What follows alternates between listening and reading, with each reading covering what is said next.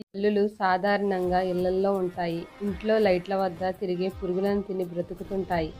బల్లి గురించి చాలా అపోహలున్నాయి. ఇది విషపురుగని, అంటే అది కరవదని. కొన్నిసార్లు అది కరుస్తుంది, కానీ అది ఇళ్లలో తిరుగుతుంటుంది కనుక అది ఏదైనా ఆహార పదార్థాల్లో పడితే దాన్ని తిన్నవారు మరణిస్తారని ప్రజల్లో ఒక అపోహ ఉంది. అదేవిధంగా బల్లి మన శరీరంపై ఏ భాగాన పడినా దానికి ఫలితమేమిటి తెలుసుకునే బల్లి శాస్త్రం కూడా ఉంది.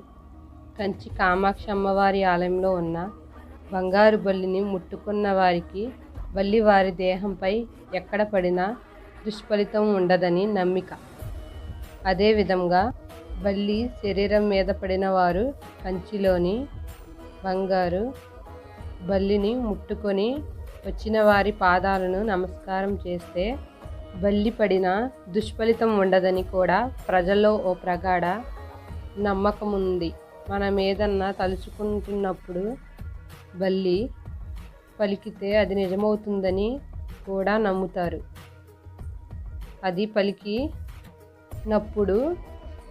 కృష్ణ కృష్ణ అంటారు. చాలా గుడులు గోడల మీద బల్లుల చిత్రాలున్నాయి.